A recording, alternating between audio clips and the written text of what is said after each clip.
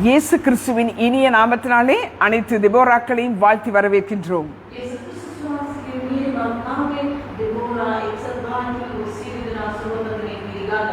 மீண்டும் ஒரு நாளை ஆராதிப்பதற்கும் அவருடைய வார்த்தையை கேட்பதற்கும் தேவன் தந்த இந்த கிருபை நிறைந்த நாளுக்காக கர்த்தருக்கு ஸ்தோத்திரம் உண்டாவதாக.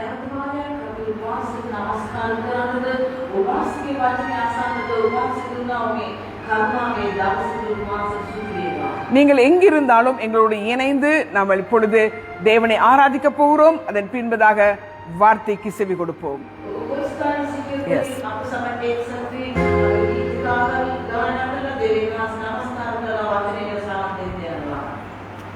Thank you, Jesus.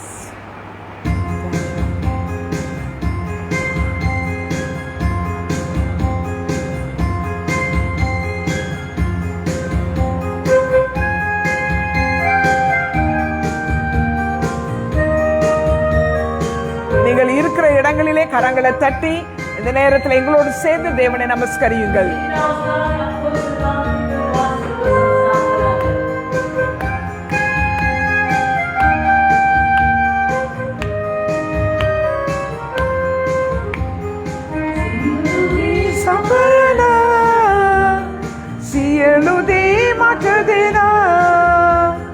Dakona tinmava usavana ke savidune silude sapayana silude matadena Dakona tinmava usavana ke savidune ellarum karangale uyerthi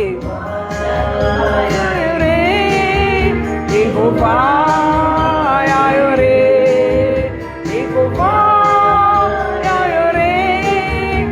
Kovayore Indala kodurumi mema Indata salaswala Rajaliya kusema kenale Mage samindune Nildana kodurumi mema Indata salaswala Rajaliya kusema kenayai mage samindune Yehova yayore Yehova yayore Yehova yayore Yehova yayore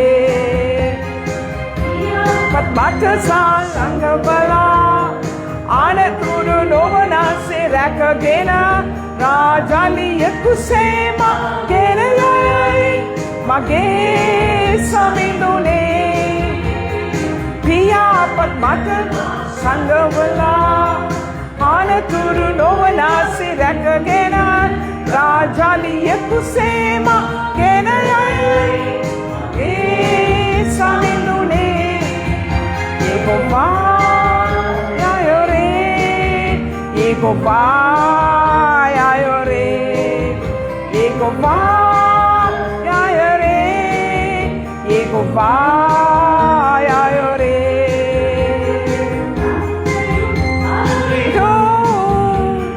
Yenakena tan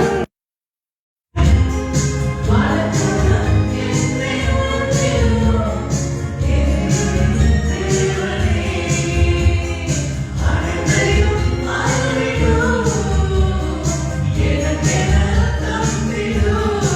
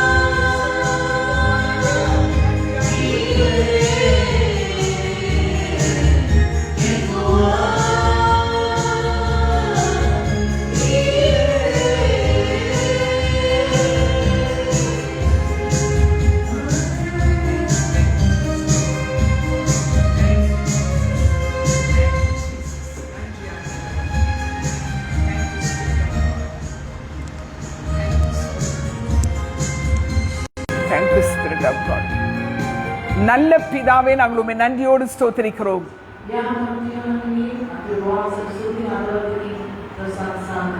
இந்த நல்ல நாளிலே உமது கிருபை, உமது அனுக்கிரகம், அதாவது உம்முடைய மேலான தயவு எங்களை காக்கிறதற்காக ஸ்தோத்திரிக்கிறோம்.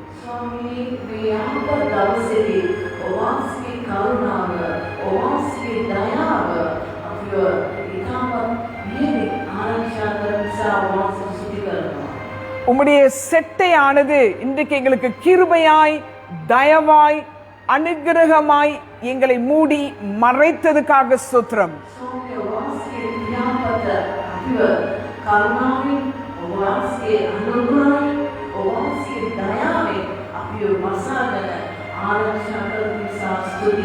உன்னதமானவரின் மறைவாகிய அந்த கிருபை, அந்த தயவு, அந்த இரக்கம் எப்பொழுதும் எங்களை காத்து எங்களை வழி நடத்துகிறதுக்காக உமக்கு கோடி கோடி ஸ்தோத்திரம் ஆண்டவரே.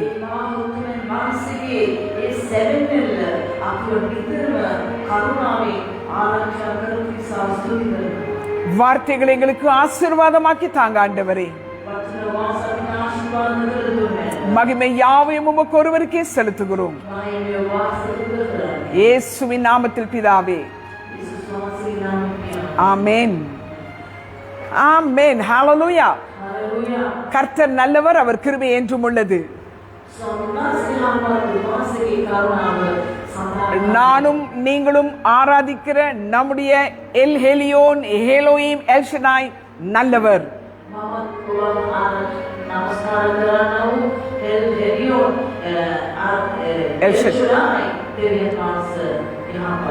ஆகவே நானும் நீங்களும் எதற்கும் கலங்கவோ பயப்படவோ தேவையில்லை.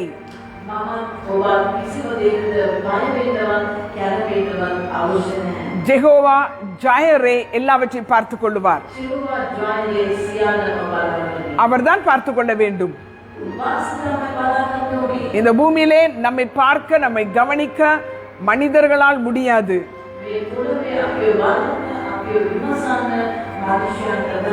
ஆனால் தேவனால் முடியும். மனுஷனால் எது எல்லாம் கூடாதோ அது தேவனால் கூடும். தேவனால் கூடும் என்று நானும் நீங்களும் விசுவாசித்தால் தேவனுடைய மகிமையை அனுதினமும் காண்போம். இந்த நாளிலும் நாம் தேவனுடைய மகிமையை காணப்போகிறோம். இந்த ஆண்டு முழுவதும் வழிநடத்தின கர்த்தருக்கு ஸ்தோத்திரம் உண்டாகட்டும். உங்களிடத்திலே சாட்சியை சொல்லுங்கள் என்றால் நூற்றுக்கணக்கான ஆயிரக்கணக்கான சாட்சிகள் இருக்கும். நீங்கள் சாட்சியை சொல்லுகிற அந்த தருணம் இல்லாவிட்டாலும் நன்றி சொல்லிக் கொண்டே இருங்கள், தேவன் இம்மட்டுமாய் வழி நடத்தினதற்காக.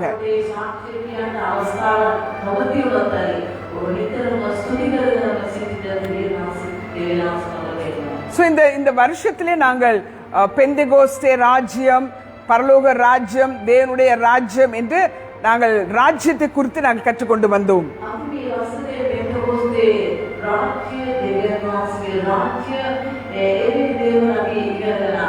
அந்த ராஜ்யம் பரலோகத்திலிருந்து எப்படி பூமிக்கு ஏதேன் தோட்டத்தில் வந்து இப்பொழுது எப்படி திருச்சபைக்குள்ளே தேவனுடைய ராஜ்யம் இருக்கிறது என்று நாங்கள் பார்த்தோம்.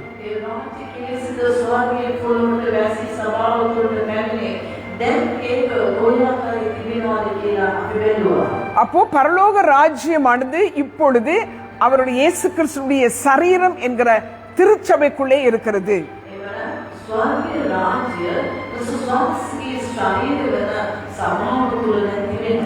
ஆகவே அந்த ராஜ்யத்துக்குள்ளே தான் அப்போஸ்தல, தீர்க்கதரிசன, சுவிசேஷ, மேய்ப்பர்கள் என்கிறதான 5 வகையான ஊழியங்கள் நடைபெறுகிறது.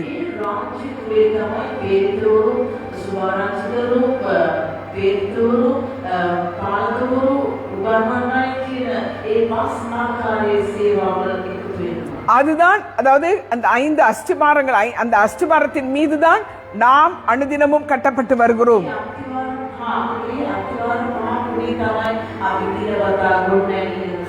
ஆகவே தேவனுடைய ராஜ்யம் கட்டப்படும் என்றால் நிச்சயமாகவே நமக்கு ஒரு தலைவர் அல்லது ஒரு போதகர், ஒரு மேய்ப்பன், நமக்கென்று நம்மை வழிநடத்த ஒரு தீர்க்கதரிசி, நம்மை தரிசனத்துக்குள்ளாக எடுத்து செல்ல ஒரு அப்போஸ்தலன் என்று இவர்களுக்கு கீழே இசைந்து இசைவினப்பாய் கட்டப்படுகிறது தான் அந்த கட்டப்படுகிற மாளிகை தான் திருச்சபை.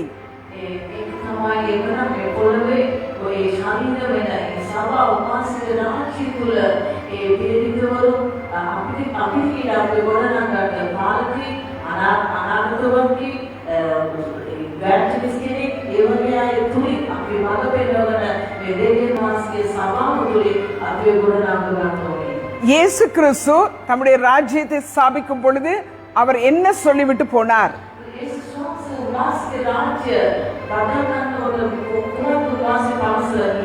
அவர் நிறைய விஷயங்களை சொல்லல.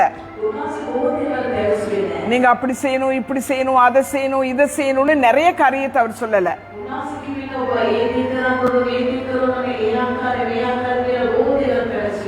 தரித்திரருக்கு சுவிசேஷத்தை சொல்லுங்கள். உலகம் எங்கும் போய் சுவிசேஷத்தை சொல்லுங்கள்.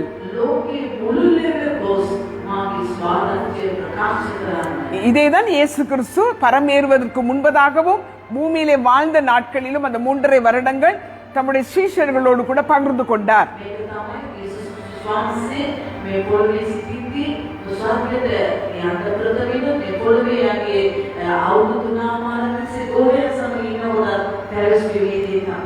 இந்த சுவிசேஷத்தை குறித்து அநேகருக்கு தெரியும், அநேகருக்கு தெரியாது, அநேகருக்கு அதிலே ஒரு குழப்பமும் இருக்கிறது.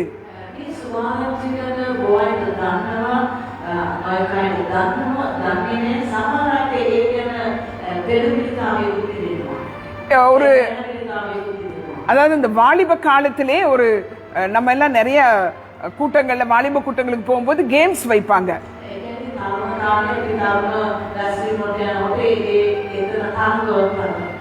அதுல ஒரு கேம்ஸ் என்னன்னா, ஒரு பேப்பர்ல ஒரு விஷயத்தை எழுதிடுவாங்க. ஒரு பேப்பர்ல சோ அதை எழுதிட்டு இப்ப நானா அதை அதை வாசிக்கிறேன். இப்ப நான் அதை வாசிக்கிறேன். அப்போ அத சொல்லுவாங்க. ஒரு 10 பேர் வரிசை நிப்பாங்க. அப்ப காதுல மெதுவா சொல்லணும், இதுல என்ன எழுதி இருக்கிறேன்னு இவட்ட மெதுவா சொல்லணும்.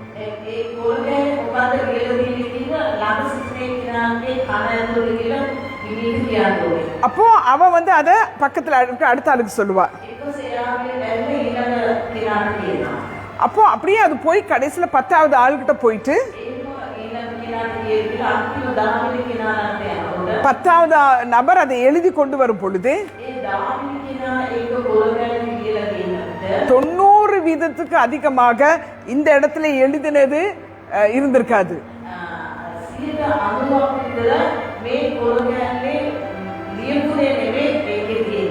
இப்ப நான் இவட்ட ஒரு ரகசியத்தை சொல்றேன் பாருங்க. அப்ப அவ அதை பப்ளிக்காவே சொல்லட்டும், பாப்பா அவ சொல்றது இவர் சொல்றதும் அது சரியா இருக்கான்னு பாப்போம்.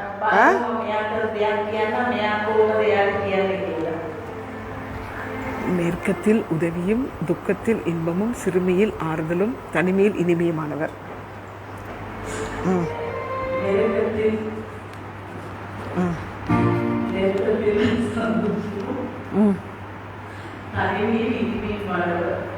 பாருங்க, நான் என்ன தெரியுமா சொன்னேன், ஒரே ஆள்ல போச்சு பாருங்க.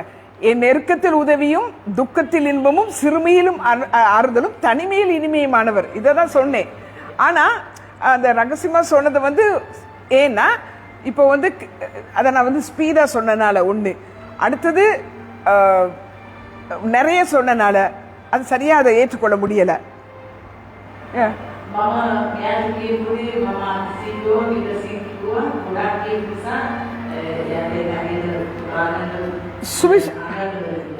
இப்படித்தான் சில காரியங்கள் ஆதி முதல் சொல்லப்பட்டவைகளை கேட்டவர்கள் எப்படி கேட்டார்களோ, அவர்களுக்கு எவ்வளவு துண்டு கேட்சோ அதை வச்சு அவங்க சொன்னாங்க. இவங்க சொன்னது அவங்க சொன்னாங்க, அவங்க சொன்னது இவங்க சொன்னாங்கன்னு.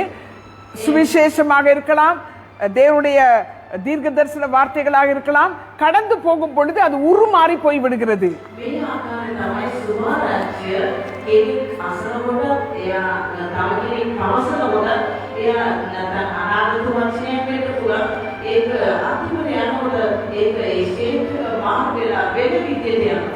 நிறைய நேரம் பாத்தீங்கன்னா சுவிசேஷமாக இருக்கலாம், பிரசங்கங்களாக இருக்கலாம், அந்த சொல்லுகிற நபரை பொறுத்து அவர் ஒரு சாதாரண ஒரு மென்மையான ஒரு இருதயத்தை உடையவரா இருந்தார், அதை மென்மையாக சொல்லுவார். கடினமுள்ள ஒரு போல்ட் பர்சனா இருந்தா அதை போல்டா சொல்லுவாரு. ஆகவே அந்த நபரும் அதை எப்படி பிரதிபலிக்கிறாரோ அதுக்கேற்ற விதமாகத்தான் சொல்லப்படுகிற விஷயமும் போகிறது.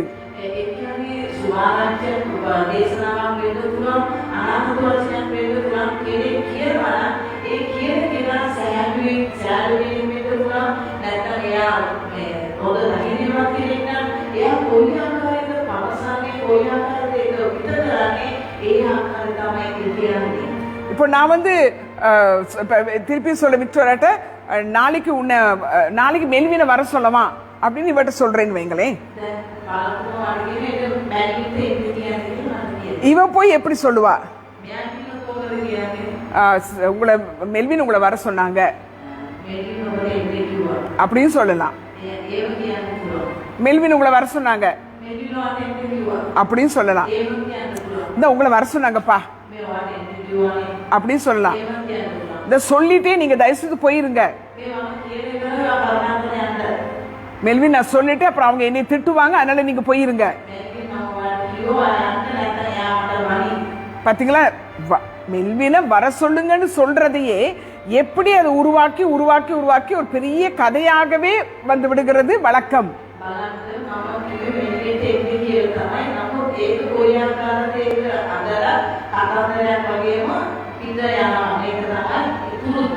அதனால எப்படி கேட்கிறோம், எப்படி பார்க்கிறோம், எப்படி அதை நான் புரிந்து கொள்கிறேன் என்கிறது மிக மிக அவசியமான ஒன்று.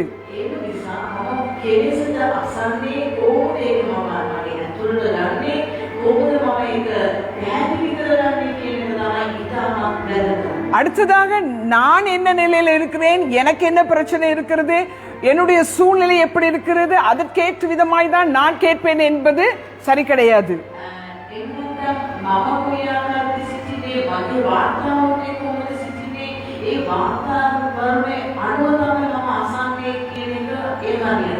ஆகவேதான் இந்த சுவிசேஷமானது சொல்லப்பட்டவர்களை கொண்டும் சூழ்நிலைகளை கொண்டும் அது இன்று நிறைய அநேகருக்கு அது புரியாதபடிக்கு அது உலகத்திற்கும் இன்றைக்கு ஒரு பெரிய குழப்பமாக இருக்கிறது.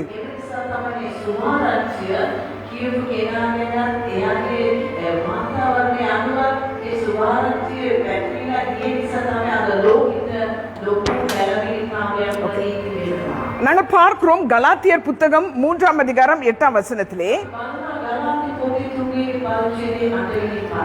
கலாத்தியர் 3ஆம் அதிகாரம் 8ஆம் வசனம். අන්‍ය ජාතීන් ධර්මිෂ්ඨ කරන බව ලියවිල්ල කල්මස්යෙන් දැක නුඹ තුල සියලු ජාතීන්හු ආශිර්වාද ලබන්නවයි කියා සුභාරංචිය ආබ්‍රහම්ට කලින් ප්‍රකාශ කළේය. இங்கே பார்க்கிறோம் ஆபிரகாமுக்கு சுவிசேஷத்தை, அதாவது ஒரு முன் அறிவித்தலாக அவனுக்கு ஒரு சுவிசேஷமாக சொல்லப்பட்ட ஒரு விடயத்தை குறித்து எழுதப்படுகிறது.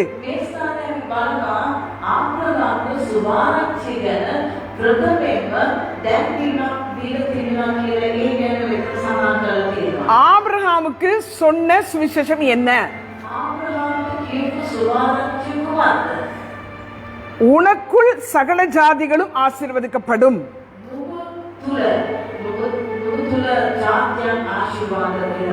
அப்போ அன்றைக்கு பல ஆயிரங்கள் ஆண்டுகளுக்கு முன்பதாக ஆபிரகாமை பார்த்து, ஆபிரகாமுக்குள் இப்ப எங்களே பார்த்து நாங்கள் ஆசீர்வாதமாய் இருப்போம் என்கிறதை ஆபிரகாமுக்கு சொல்லிவிட்டார்.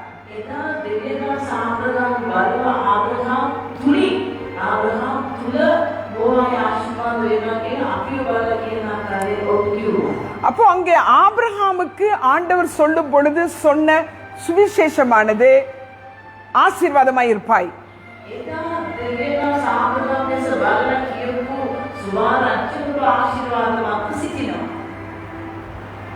இப்போ ஆசீர்வாதம் என்ற ஒரு வார்த்தையை சொல்லுவதே இன்றைக்கு அநேகருக்கு ஒரு குழப்பமாக இருக்கிறது.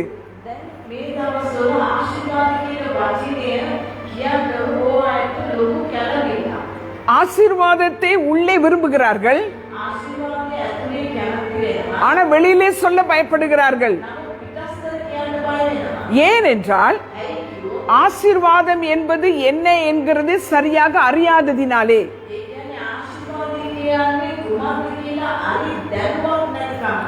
இப்போ அமிர்தம், தேன் என்பது சுவையானது, ஆனா அதையே சொல்றாங்க அளவுக்கு மிஞ்சி நீ சாப்பிட்டா அதுவும் நஞ்சா போயிருங்கிறாங்க.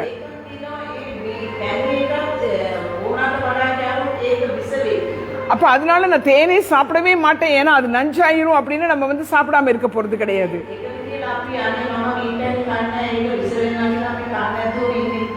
அதாவது அதை சரியாக அறியாததினாலும், அதை உணராததினாலே இன்று அதாவது சுவிசேஷத்தை சரியாக புரியாமல் இருக்கிறார்கள்.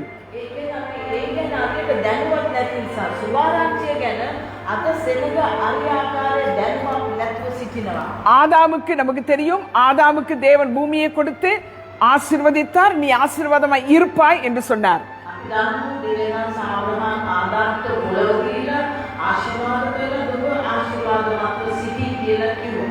நமக்கு தெரியும் எப்படி அந்த ஆசீர்வாதத்தையும் அந்த அதிகாரத்தையும் ஆதாமும் ஏவாளும் இழந்தார்கள் என்பது நன்றாகவே தெரியும்.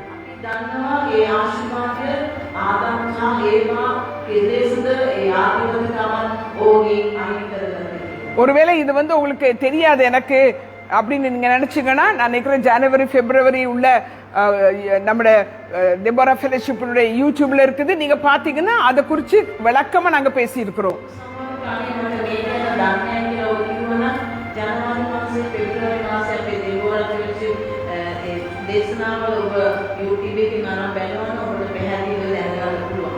மனிதருக்கு முதலாவது அவர் ஆசீர்வதித்த பின்பு இழப்பு உண்டானது, பிரிவு உண்டானது. அதற்கு பிறகு அங்கே பிதாவாகிய தேவன் சொன்ன சுவிசேஷம், நல்ல செய்தி என்ன?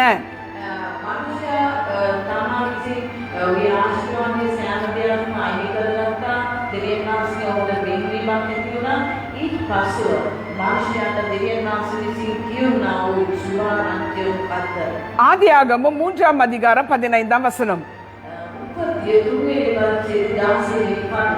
அவர் உன் தலையை நசுக்குவார்.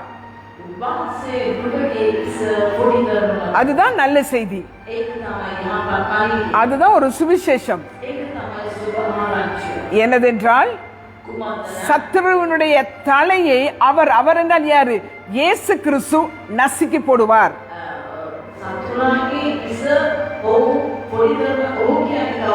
යේසුස් ක්‍රිස්තුස් වහන්සේ සතුරාගේ ඉස පොඩි කරනවා. அப்போ பிதாவாகிய தேவன் ஏதேன் தோட்டத்திலே தன்னுடைய தீர்மானத்தை தான் நிர்ணயம் பண்ணினதை அங்கே சொல்லிவிட்டார்.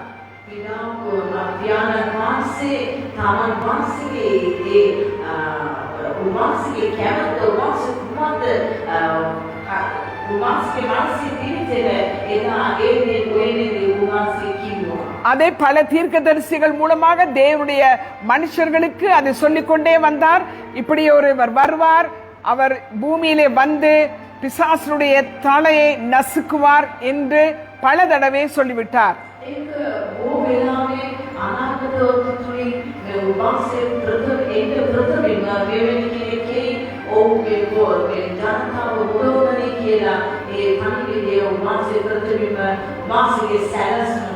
அப்போ இயேசு கிறிஸ்து இந்த பூமிக்கு வருவதற்கென்று ஒரு திட்டம், ஒரு நிர்ணயம் இருந்தது.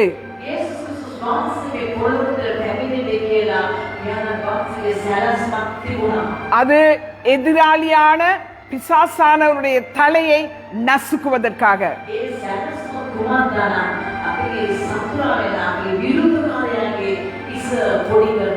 அதற்காக இயேசு கிறிஸ்து தன்னுடைய ஜீவனை, தன்னுடைய வாழ்க்கையை, தன்னுடைய ஜீவனை தியாகம் பண்ணினார்.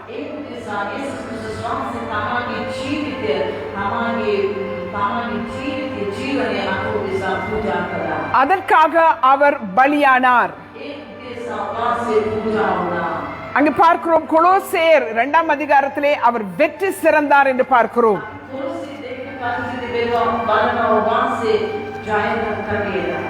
கொலோசேயர் 2ஆம் அதிகாரம் 14 இப்படி சொல்லுகிறது,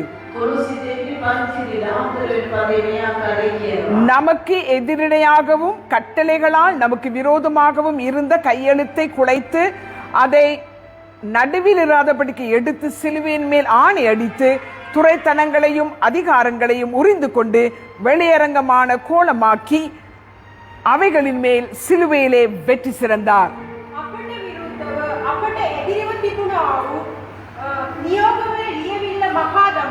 ඒක කුරුසියේදී එනගත්තා අහක් කළසේක. උන්වහන්සේ තමන් කෙරෙහි අධිපතීන්ද බල යලකන්ද පහකොට ප්‍රසිද්ධයෙන් ඔවුන් දක්වා කුරුසිය කර්ණ කොටගෙන ඔවුන්ගෙන් ජයගත් බව ප්‍රකාශ කළසේක. இது எப்படி ஏதேன் தோட்டத்திலே சொன்னாரோ அது நிறைவேறி விட்டது.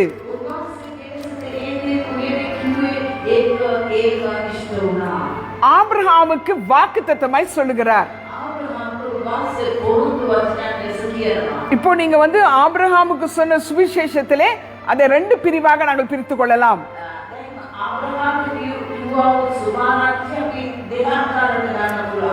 உனக்குள் இந்த வம்சம் ஆசீர்வதிக்கப்படும் என்று ஒன்று சொல்லுகிறார். அதே நேரத்தில் அவர் சொல்லுகிறார், நீ எங்கெங்கெல்லாம் நீ நடக்கிறியோ எதையெல்லாம் பார்க்கிறியோ அதை உன்னுடைய ஜாதிக்கு நான் கொடுப்பேன்.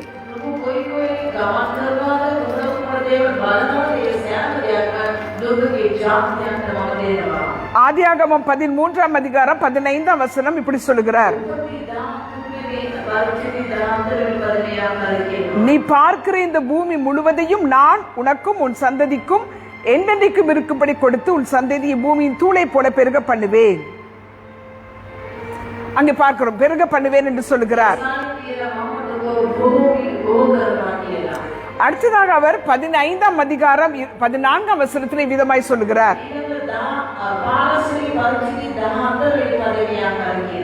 அந்நிய தேசத்திலே பரதேசிகளாய் இருந்து அத்தேசத்தாரை சேவிப்பார்கள் என்றும் அவர்களால் 400 வருஷம் உபத்திரப்படுவார்கள் என்றும் நீ நிச்சயமா அறிவே கடவாய். இவர்கள் சேவிக்கும் ஜாதிகளை நான் நியாயம் தீர்ப்பேன், பின்பு மிகுந்த பொருள்களோடு புறப்பட்டு வருவார்கள். அதாவது இஸ்ரவேல் ஜனங்களை குறித்து, அதாவது இவர் என்ன, அதாவது ஆபிரகாம் கேட்கிறதான சுவிசேஷத்திலே 2ஆக நான் பிரிக்க போகிறேன். ஒன்று, அவர் தன்னுடைய மாம்சத்திலே பிறந்ததான ஈசாக்கு, யாக்கோபு, யாக்கோபின் கோத்திரங்கள்.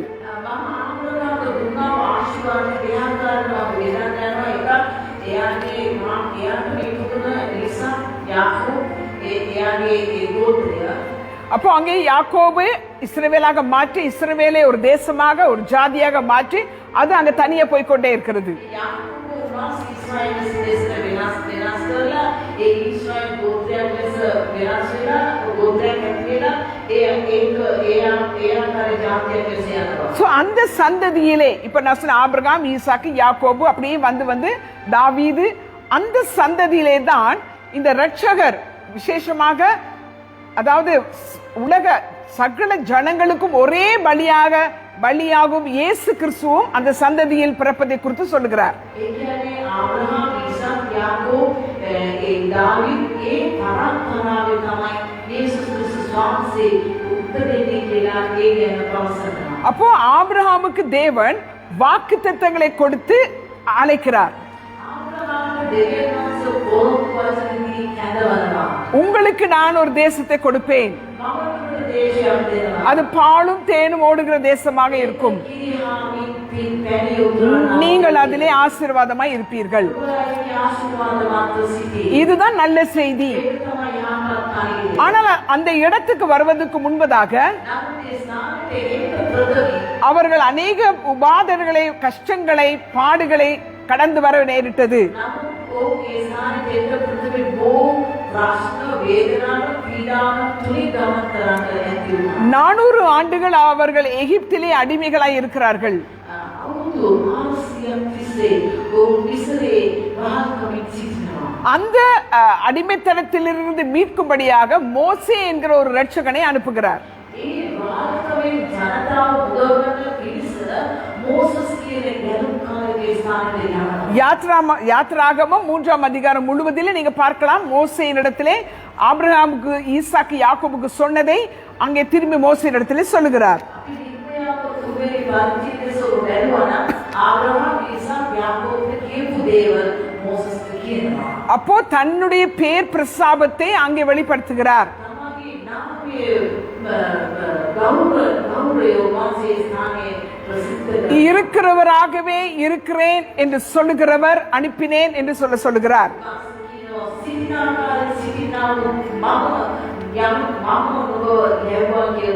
அப்போ அன்றைக்கும் இருந்தார், இன்றைக்கும் இருக்கிறார், நாளைக்கும் இருப்பார். எப்படி வாக்குத்தத்தம் சொன்னாரோ அதே போல நாங்கள் பார்க்கிறோம். யாத்திராகமம் 12ஆம் அதிகாரம் 35-36 அந்த தீர்க்க தரிசனம் நிறைவேறினது.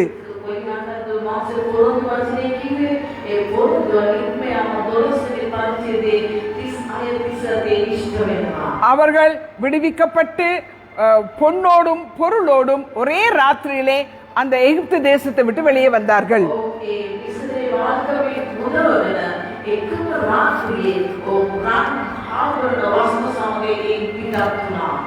யோசிச்சு பாருங்களேன், வைக்கோலை தான் மடியில கட்டிட்டு இருந்தாங்க.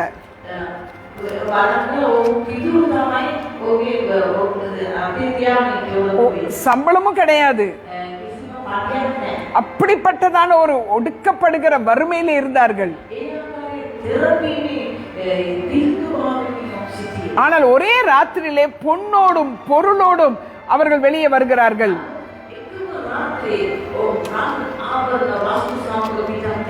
எல்லாம் மடியில கட்டிட்டு தான் இருக்காங்க. இப்ப முதுகுல நிறைய பொண்ணு பொருள் கட்டி வச்சிட்டு இருக்கிறாங்க. இதெல்லாம் எடுத்துக்கொண்டு அங்கே முன்னே இருக்கிறதான கானானுக்குள் போக வேண்டும். ஆனா போற நேரம் நடுவுல அவங்க ஒரு பெரிய சமுத்திரத்தை பார்க்கிறார்கள்.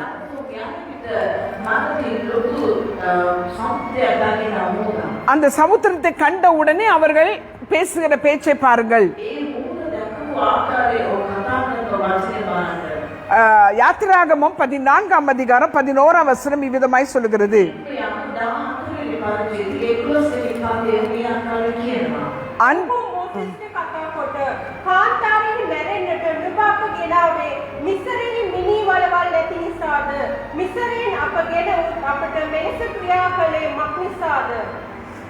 அன்றியும் அவர்கள் மோசேயை நோக்கி, எகிப்திலே பிரேத குழிகள் இல்லை என்றா வனாந்திரத்திலே சாகும்படிக்கு எங்களை கொண்டு வந்தீர்?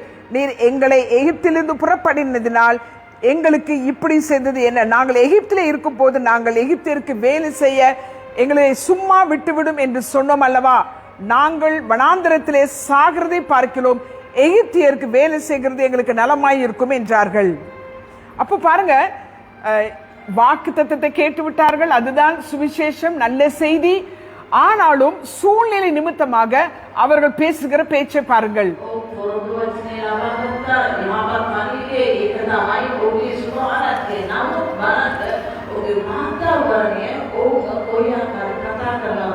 அப்போ அங்க 14வது வசனத்துல சொல்லுகிறார் ஆண்டவர், நீங்கள் சொல்லுகிறார் மோசே இடத்துல, நீங்கள் சும்மா இருங்க, கர்த்தர் உங்களுக்காக யுத்தம் பண்ணுவார்.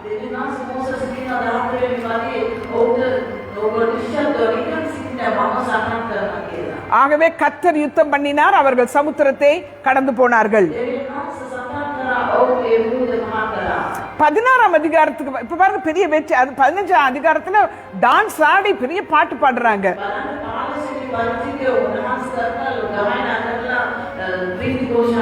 ஆமா, எல்லாம் டேமரின் டான்ஸ் அது இது. ஏன்னா சமுத்திரம் பிளந்து எல்லாரும் வந்துட்டாங்க. ஒரு பெரிய வெற்றி பாடல் முடிஞ்சது. அது 16ஆம் அதிகாரத்துக்கு வந்தீங்கன்னா அங்கே அவங்களுக்கு வந்து இப்ப சாப்பாடு இல்ல, இறைச்சி இல்ல, மீன் இல்ல, அது இல்ல, இது இல்லங்கிற ஒரு முறுமுறுப்பு. 16ஆம் அதிகாரம் 3ஆம் வசனத்தில் அவர்கள் என்ன சொல்லுகிறார்கள்? ඊශ්‍රායල් පුත්‍රයෝ ඔවුන්ට කතා කොට මිසර දේශයේදී මස්පාදින ළඟින්ද සෑහෙන පමණ කෑම පිට ස්වාමීන් වහන්සේගේ අතින් අපි නැසුනේ නම් යහපත මක්නිසාද මේ මුළු සමූහයා ශ්‍රද්ධාවෙන් මරවන පිණිස නුඹලා අප මේ වනාන්තරයට ගෙනාවෝයයි කීවෝය. இங்கே சொல்றாங்க, நாங்கள் இறைச்சி பாத்திரங்கள் அண்டையில் உட்கார்ந்து அப்பத்தை திருப்தியாய் சாப்பிட்ட எகிப்து தேசத்திலே கர்த்தரின் கையால் செத்து போனோமானால் தாவிலை. இந்த கூட்டம் முழுவதையும் பட்டினியால் கொள்ளும்படி நீங்கள் எங்களை புறப்பட பண்ணி இந்த வனாந்தரத்திலே அழைத்து வந்தீர்களே என்று அவர்களுக்கு சொன்னார். அதாவது இப்போ இறைச்சி மீன் இல்ல அப்படின்னு அங்கே ஒரே முறுமுறுப்பு.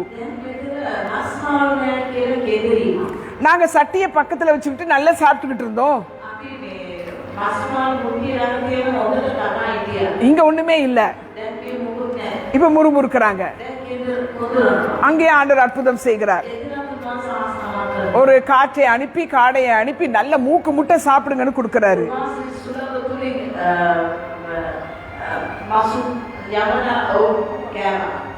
ஆமா, காடைகளை அனுப்பி நல்லா சாப்பிடுறாங்க அவங்க. இப்ப பெரிய ஹாப்பி, இப்ப ரொம்ப சந்தோஷம். இப்ப நல்ல வயிறு முட்டை சாப்பிட்டாலே எங்களுக்கு சந்தோஷம் தானே. இப்ப 17ஆம் அதிகாரத்துல பாருங்களேன், அங்க வந்த உடனே அங்க தண்ணி இல்ல, மோசேயோடு வாதாடுகிறார்கள், ஆண்டவரை பரீட்சை பார்க்கிறார்கள். அப்போ ஆண்டவர் அங்க கோபப்படுகிறார், ஆனாலும் அவர்களுக்கு மன்னித்து தண்ணீரை கொடுக்கிறார். இந்த கொஞ்ச நாட்களுக்குள்ள பாருங்க, சாப்பாட்டுக்காகவே தான் பிரச்சனை. இன்னைக்கு வீட்லயும் அதேதான் பிரச்சனை. எங்க ஸ்டார்ட் ஆகுது? கிச்சன்ல தான். அது இல்ல, இது இல்ல, அது வாங்கணும், இது வாங்கணும், இதே தான். இப்ப கிச்சன் ப்ராப்ளம் வந்து இப்ப வந்து பெரிய நேஷனல் ப்ராப்ளமா போகுது. பால் மாவு இல்ல, சீனி இல்ல, கேஸ் இல்ல, கிச்சன்ல தான் இல்ல எல்லாமே. அப்ப கிச்சன் ப்ராப்ளம் இருக்குது. ஆனா ஆண்டவர் என்ன சொல்றாருன்னா, நீ கிச்சனை பத்தி கவலைப்படாத, நான் பாத்துக்கிறேன். நம்புறீங்களா? இல்ல இவங்கள மாதிரி முணு முணு முணு முணு முணு முணு டெய்லி ஒரு முறுமுறுத்திட்டு இருக்க போறீங்களா? அதாவது குட் நியூஸ் அங்க நியூ டெஸ்ட்மெண்ட்ல என்னன்னா, முதலாவது தேவ ராஜ்யத்தை தேடு.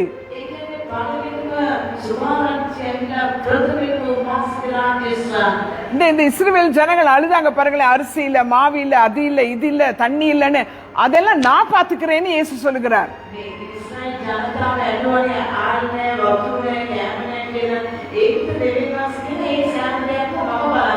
இங்கே இவர்களுக்கு இந்த சுவிசேஷத்தை சொல்லி உங்களுக்கு எல்லாம் தருவேன், நீங்க கவலைப்படாதீங்க, நம்பி வாங்கன்னு சொல்லிதான் கூட்டிட்டு வராரு.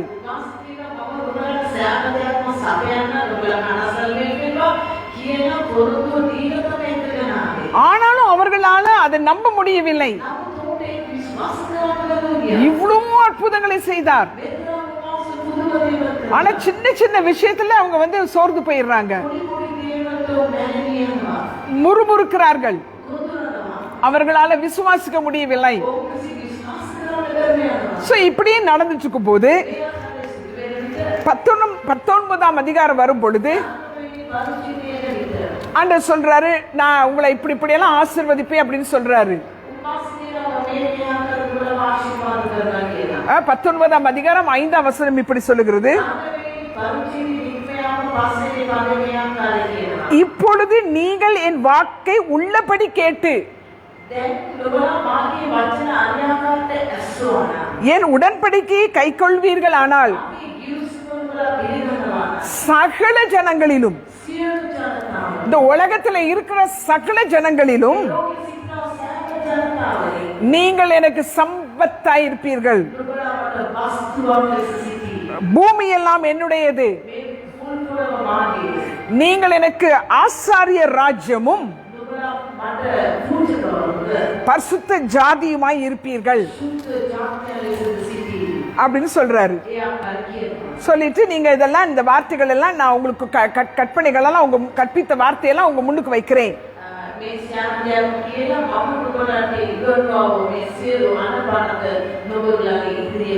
இப்ப சமஸ்த இஸ்ரவேல் ஜனங்களும் இப்படி சொல்றாங்க.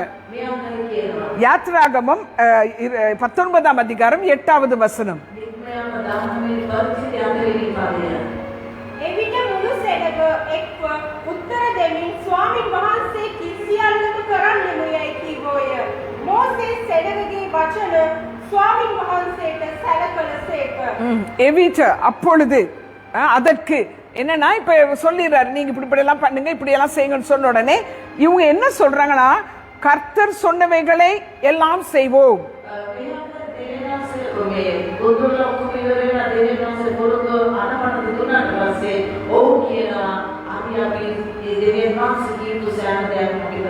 We will do, நாங்க செய்வோம், சொன்னதெல்லாம் நாங்க செய்வோம். இந்த இடத்துல இவங்க எப்படி சொன்னாங்கன்னா, பயத்தோடும் பக்தியோடும் ஆண்டவரே நாங்க செய்வோம், நீங்க சொன்னதெல்லாம் நாங்க செய்வோம் அப்படி சொல்லல. நாங்க செய்வோம், சொல்லுங்க, நீங்க நீங்க சொல்றத நாங்க செய்வோம். போஸ்ட் பண்ணாங்களா? போஸ்டிங். சொல்லுங்க பார்க்கலாம். இது எனக்கு தூக்கவா முடியாது, நான் தூக்கி காட்டுறேன். இதா செய்ய முடியாது, இதை நான் செஞ்சு காட்டுறேன். இது ஒண்ணு பெரிய இது கிடையாது. என்கிட்ட சொல்லுங்க, நான் செய்யறேன். அதா அது நான் சும்மா செஞ்சிருவேன். இவர்கள் ஆண்டவர் என்ன சொல்ல போறாருன்னே தெரியாது, நாங்க செய்வோம்.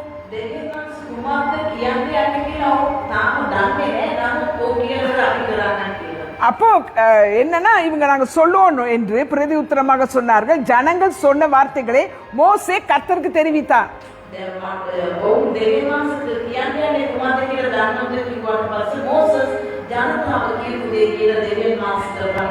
இப்ப மோசஸ் இருக்கிறாரு, இப்படி தேவன் அங்க இருக்காரு, ஜனங்கள் இங்க இருக்காங்க.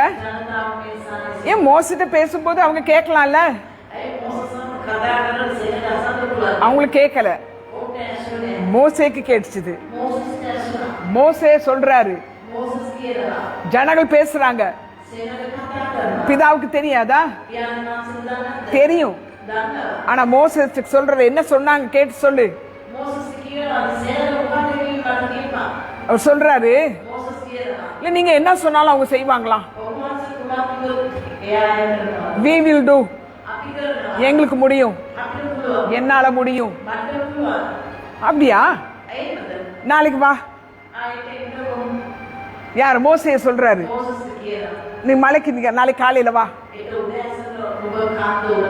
என்ன செய்யணும்னு நான் சொல்றேன்.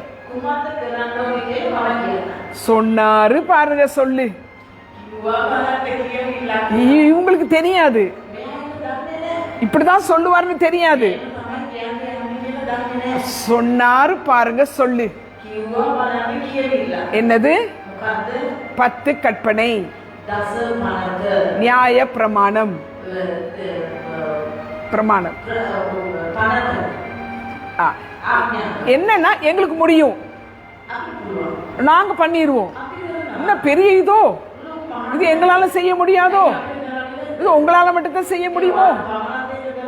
எங்களுக்கு முடியும். முடியுமா? சரி, மலைக்கு வா. எழுதி கொடுத்தாரு பாருங்க அவர் விரல்லே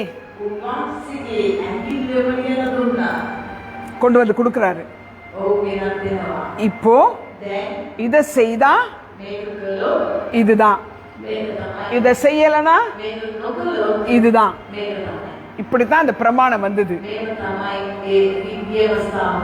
நல்ல சுவிசேஷத்தை தான் கொடுத்து கூட்டு வந்தாரு.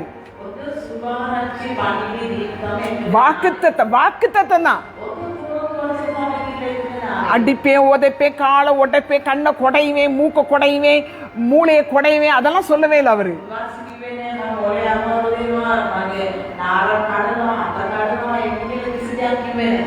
விசுவாசமா நீங்க வாங்க. உங்களுக்கு ஒரு நல்ல செய்தி. இங்க கானான்ங்கிற ஒரு ஊர் இருக்கு. அது ஒரு பிரச்சனை இல்லை, உங்களுக்கு பாலும் தேனும் ஓடுகிறது, நீங்க நிம்மதியா இருக்கலாம்.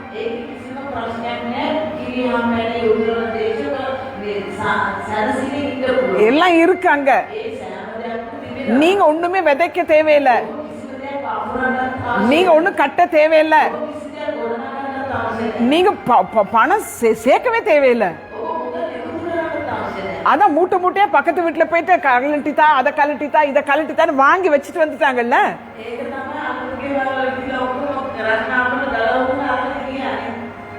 இப்ப இவங்க ஒவ்வொருத்தருடைய ஒட்டகத்தின் மீது, கழுத மீது, கருத்த மீது, எல்லா கழுத்துலயும் தங்கமும் பொண்ணும் இருக்கு.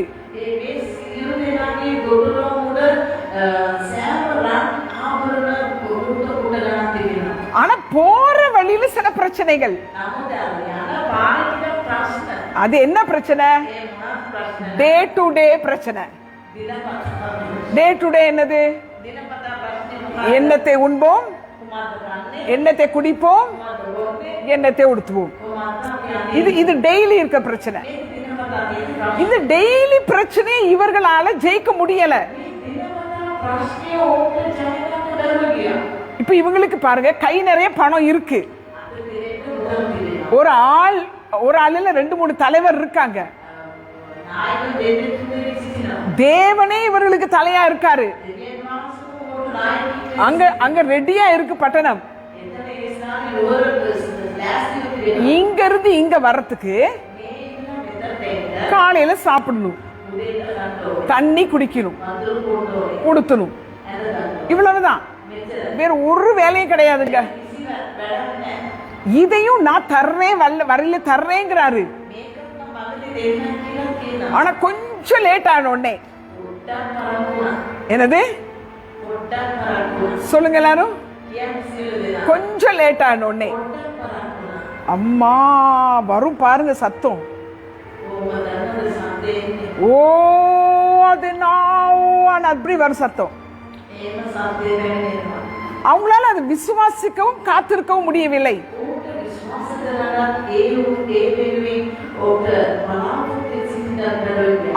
அவ்வளவு அற்புதம் எகிப்தில் செய்தாரு. செங்கடல் கடல் 2ஆ பிளந்துருச்சுங்க. இதை விட என்னங்க அற்புதம் வேணும்? கடலையே 2ஆ, சமுத்திரத்தையே 2ஆ பிரிச்சவருக்கு ஒரு 3 இட்லி, ஒரு சாம்பார், ஒரு ரொட்டி, இல்லாட்டி ஒரு பான் கொடுக்க முடியாதா? என்னங்க முடியாதா? முடியாதா? முடியும். ஆனா இவங்களுக்கு விசுவாசம் இல்லை. இவர்கள் இப்படி முறுமுறுப்பதற்கு காரணம் என்னவென்றால் அந்த சுவிசேஷத்தை, அந்த நல்ல வாக்குத்தத்தத்தை விசுவாசிப்பதற்கான விசுவாசம் இல்லை.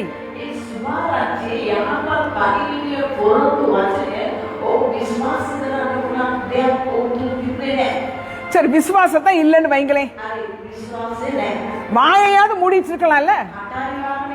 அதுவும் மூடுறது கிடையாது, அதையும் பெரிய வாய திறந்துடுறது. බෝකු කටක් නිකන් කටක් නෙවෙයි, ලොකු කටක්. දන්නවනේ අර බෝකුවේම තියෙන පාරේ ඒ වගේ ලොකු කටක්, නිකන් පයිප් කටක් නෙවෙයි, சின்ன வாய் கிடையாது. சும்மா சரி சரி முன்னுக்கு கடல் இருக்கு, பேசாம இருக்கலாம்ல. ஆண்டவர் பார்த்துக்கிடுவாரு, சொல்லலாம்ல. சரி, அது இல்லைனாலும் ஐயோ நாங்க என்ன பண்ண போறோம் ஏது பண்ண போறோம்னு மட்டும் சொல்லிட்டு சும்மா இருக்கலாம்ல. ஐயோ இங்க என்ன செமெட்ரி இல்லன்னா எங்களை இங்க கொண்டாந்து புதைக்கிறதுக்கு கொண்டு வந்தீங்க. நான் இந்த பாருங்களேன், எகிப்திலே பிரேத குழிகள் இல்லை என்றா வனாந்தரத்திலே சாகுபடி எங்களை கொண்டு வந்தீர்.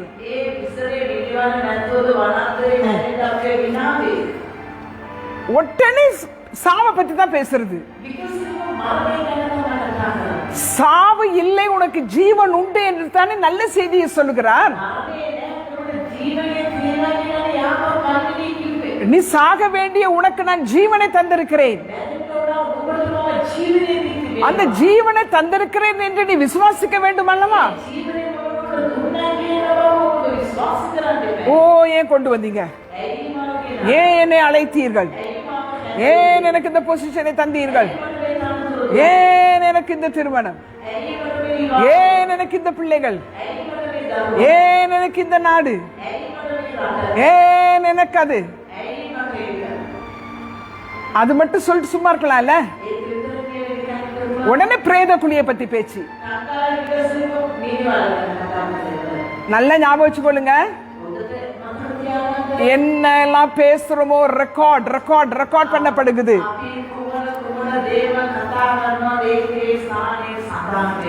சொன்னாங்களா, எகிப்திலே பிரேத குழி இல்லாமலா எங்களை இங்க கொண்டு வந்தீர்.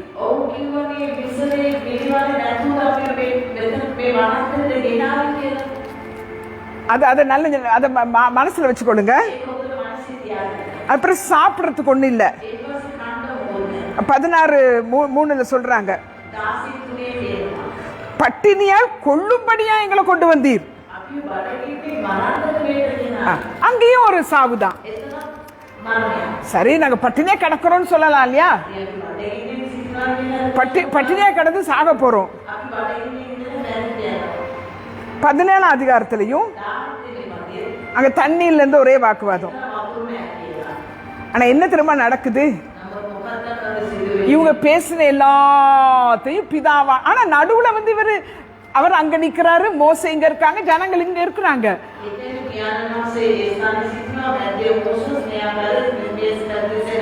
இவங்க என்ன நினைக்கிறாங்கன்னா, இவருக்கு ஒண்ணுமே கேட்கல போலன்னு நினைச்சிட்டு இருக்கிறாங்க. அவர் எல்லாத்தையும் கேட்டுக்கிட்டு இருந்தாரு. என்ன திரும்ப சொன்னாரு, இவங்க என்ன பேசினாங்களோ அதுபடி நடக்கும். இவங்க பிரேதங்கள் எல்லாம் வனாந்திரத்திலே சாகும்.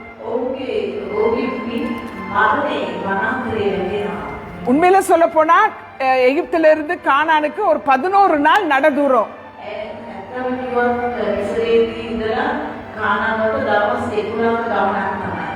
நடந்து போனா 11 நாளையில போயிடலாம். ஆனா 40 வருஷம், ஏன் 40 வருஷம்? அங்கேயும் அந்த என்னாகம புஸ்தகத்திலயும் அவங்க கானானை பார்த்துட்டு வந்து சொன்னப்போ தலை முடியலாம் பிச்சுக்கிட்டு அழுதுகிட்டு அங்கேயும் போராடினாங்க இல்லையா?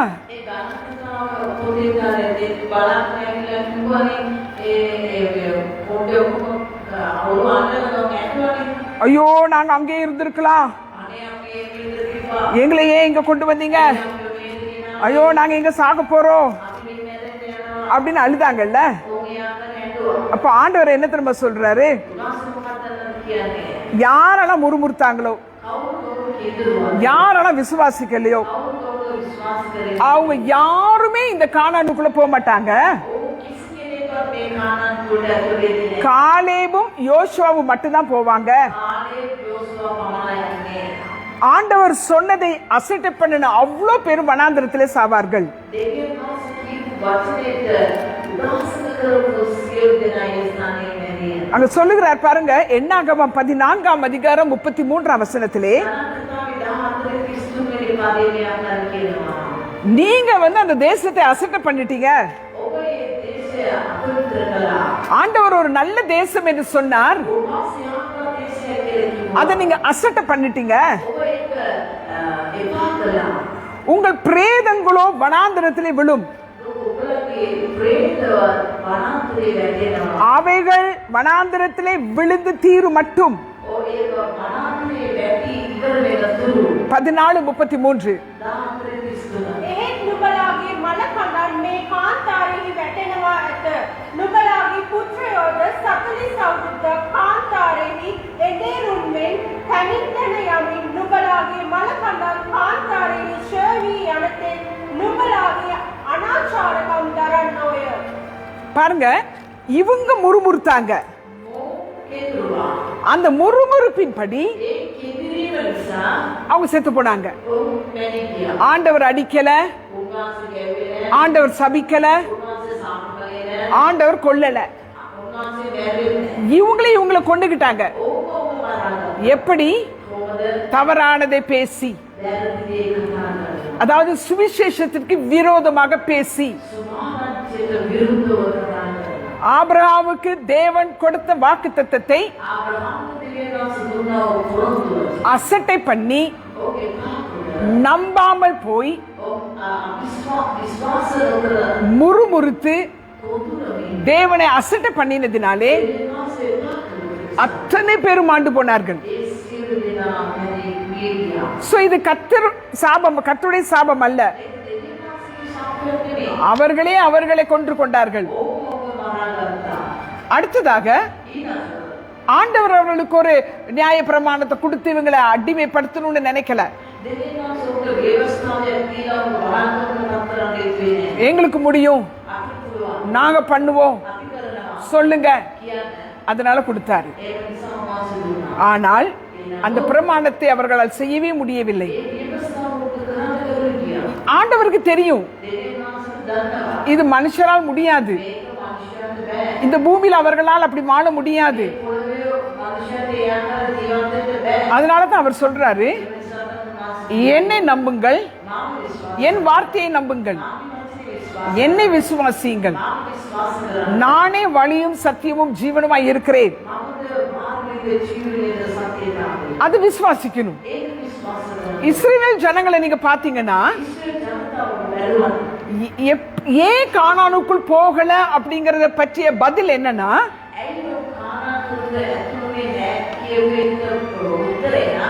அவங்க களவெடுத்தாங்க, விபசாரம் பண்ணினாங்க, பொய் சொன்னாங்க.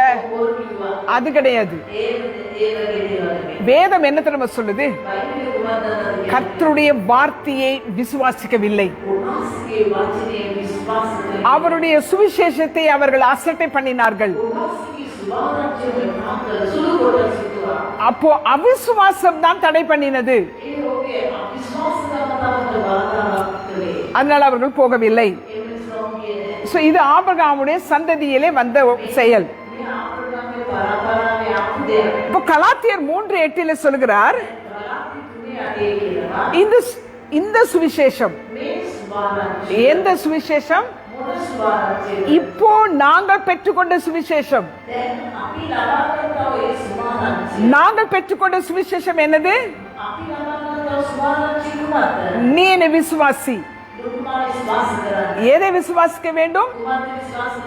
இயேசு கிறிஸ்து எனக்காக மரித்தார், தியாகமானார், பலியானார், எனக்காக கிரயம் செலுத்தி விட்டார்.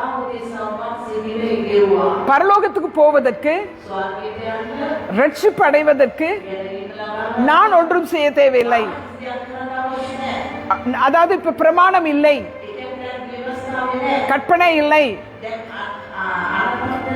அப்ப அந்த இடத்துல என்ன வந்திருக்கு? கிருபை.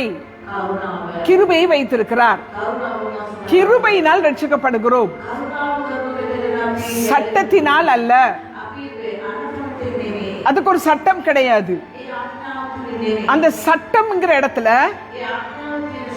அன்பு வந்து விட்டது. அன்பு, பிதாவின் அன்பு, இயேசு கிறிஸ்துவின் அன்பு, பரிசுத்த ஆவியானவருடைய அன்பு. எங்களால அந்த 10 கற்பனையின்படி நடக்க முடியல. நியாய பிரமாணத்தின்படி எங்களால முடியல. எங்கள் சிறுமையை பார்த்தார், எங்களுடைய வேதனையை பார்த்தார், நாங்கள் பிசாசினால் ஒடுக்கப்படுகிறதை பார்த்தார். ஆகவே தன் குமாரனாகிய இயேசு கிறிஸ்துவை தந்தார். அவரை விசுவாசிக்கிறவர்களுக்கு மீட்பு உண்டு, மீட்கப்படுகிறோம். இந்த இடத்துல கொஞ்சம் நில்லுங்க. ஏன்னா நான் சொன்னதை வச்சு திருச்சி வேற மாதிரி பேசிட வேண்டாம். ஏன்னா இன்னைக்கு கிருபையை பத்தி பேச முடியல, ஆசீர்வாதத்தை பற்றி பேச முடியல, தீர்க்க தரிசனத்தை பத்தி பேச முடியல. கொஞ்சம் பேர் ஏற்றுக்கொண்டால், கொஞ்சம் பேர் அதை அசட்டை பண்ணுகிறார்கள், கொஞ்சம் பேர் அதை முட்டாள்தனமாக மூடத்தனமாக தங்களுக்கு ஏற்ற விதமாக அதை பிணைந்து பிசைந்து அதை வேறு ஒரு சுவிசேஷமாக மாற்றி விட்டார்கள்.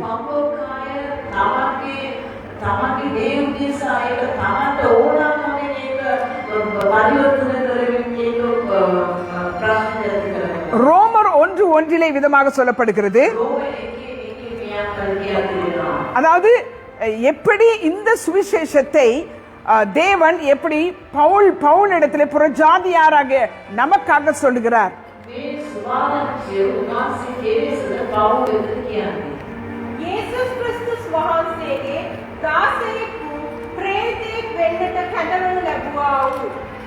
பாருங்க, இந்த இயேசு கிறிஸ்துவின் சுவிசேஷம் 4 வசனத்தை வாசிங்க.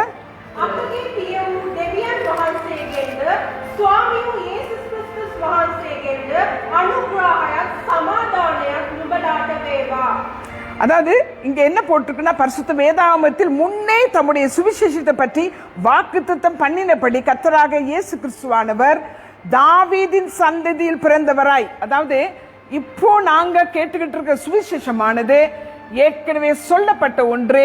அது தாவீதின் வம்சத்திலே பிறந்த இயேசு கிறிஸ்து தான் அந்த செய்தி.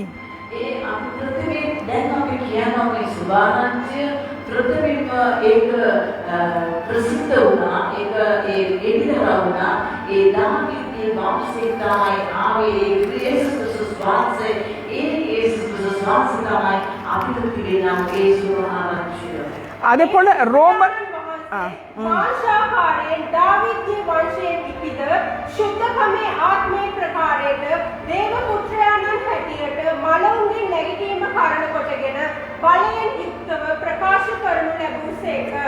இப்போ இருக்கிற சுவிசேஷமானது மரித்தோரிலிருந்து எழும்பினார். இயேசு மரித்து எழும்பினார்.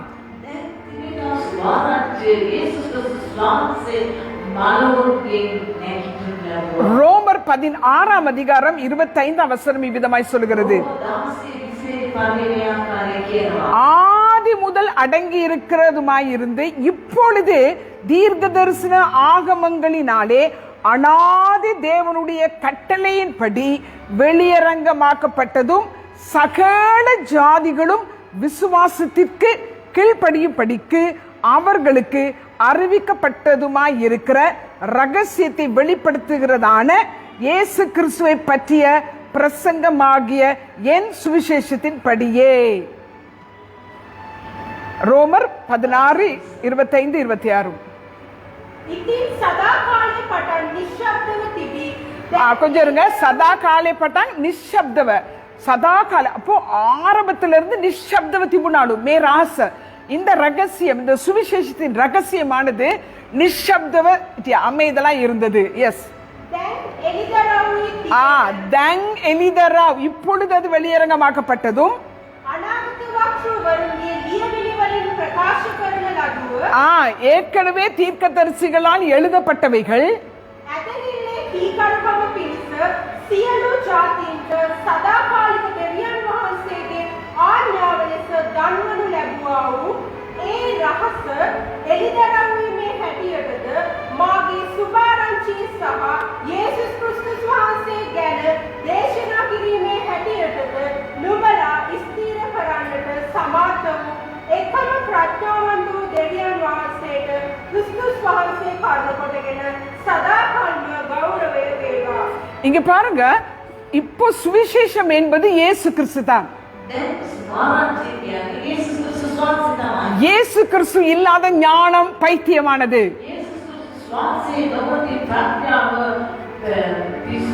இயேசு கிறிஸ்து இல்லாத எதுவுமே ஜீவன் இல்லை.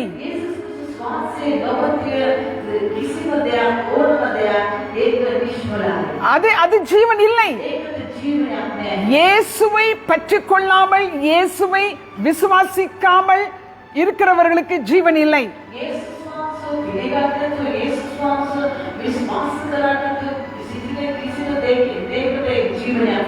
நல்ல கவனியுங்கள். உலகத்தில் 1000 விதமான விசேஷங்களை போதிக்கிறார்கள். ஞானத்தை குறித்து, அறிவை குறித்து அறிவு நிறைய இருக்கிறது. நான் உலக அறிவை சொல்லவில்லை, உலக ஞானத்தை சொல்லவில்லை. இது பரம ஞானம். இது என்னுடைய ஆவிக்கும் ஆத்மாவுக்கும் உரியது. இந்த சுவிசேஷமானது இயேசு கிறிஸ்து எனக்காக கிரயம் செலுத்தி விட்டார், பலியாகி விட்டார். அதற்காக நான் எதுவும் செய்யவில்லை, நான் காணிக்கை கொடுக்கவில்லை, நான் எதையும் வாங்கவில்லை, நான் அதற்காக உபவாசம் பண்ணவில்லை. இந்த மீட்புக்காக, இந்த ரட்சிப்பை அடையும்படி நான் கிருபை பெற்றேன். எனக்கு தயவு கிடைத்தது. அந்த தயவு கிடைத்ததினால் தான் இந்த ரகசியத்தை அறிகிற அறிவு உண்டானது.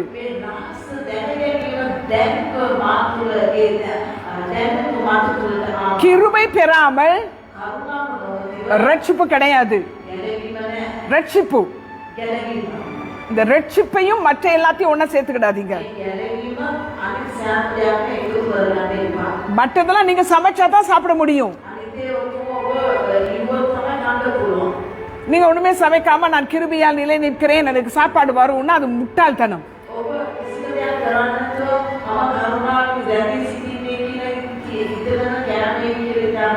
அதாவது எனக்கு நான் அடகு கடையில இருந்தேன், என்னை யாருமே மீட்க முடியல.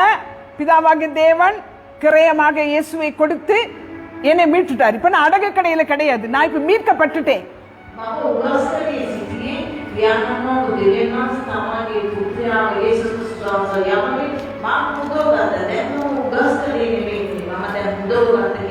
இப்போ எப்படி நான் எகிப்தில இருந்து வெளியில வந்தாச்சு. ஆனா நான் இங்க இருந்து என்னுடைய அதாவது ஆவிக்குரிய கானான் தான். ஆனா நான் போக வேண்டிய இடம் இருக்கே. இங்க இருந்து நான் போகணுமே. நான் இப்பவே இயேசுவை ஏத்துக்கிட்டேன்னு உடனே நான் செத்துறது கிடையாதே. என்னுடைய இந்த சரீரம் இன்னும் இருக்கே. இந்த சரீரத்துல எல்லா ஆசையும் இருக்கே. இந்த சரீரத்துக்கு கோபம் வருது, இந்த சரீரத்துக்கு ஆசை வருது, இந்த சரீரத்துக்கு எரிச்சல் வருது, இந்த சரீரத்துக்கு பசி வருது, இந்த சரீரத்துக்கு தாகம் வருது. இஸ்ரவேல் ஜனங்கள் எகிப்திலிருந்து வரும்போது நல்ல நகை நட்டெல்லாம் கொண்டாந்தாங்க தானே, அங்க மீட்கப்பட்டு வந்துட்டாங்க தானே. அவர்களுக்கு நல்ல ரட்சிப்பின் வஸ்திரம், நல்ல கிரீடம் எல்லாத்தோட தானே வந்தாங்க. நானும் நீங்களும் அப்படித்தானே. பாவத்தில் இருந்தோம், கல்வாரி சிலுவையை நம்பினோம், கேள்விப்பட்டோம், இருதயத்திலே விசுவாசித்தோம், வாயிலே அறிக்கை பண்ணினோம். இப்பொழுது அவரோடு இருக்கிறோம், அவரோடு இருக்கிறோம், அவரோடு இருக்கிறோம். ஆனா அவரோடு நான் டெய்லி நான் என் லைஃப கொண்டு போகணுமே.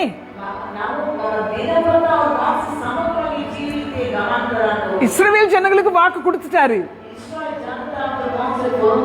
வாங்க கானான்.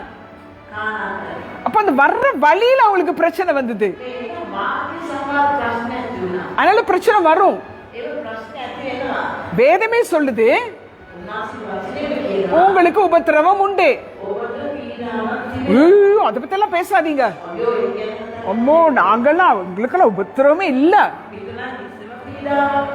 நாங்க அப்படியே பறந்துறோம், நாங்க பறக்கிறோம். என்ன வந்தாலும் 4 கொசு கடிச்சா கூட நான் கண்டுக்கிடவே மாட்டேன்.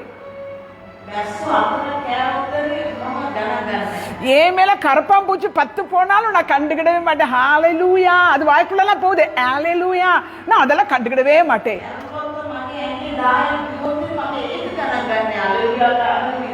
வீசுற காத்துல அவ்வளவு தூசி மேல பட்டிருக்குது, ஆனா அதெல்லாம் ஒண்ணுமே பண்ண மாட்டேன்.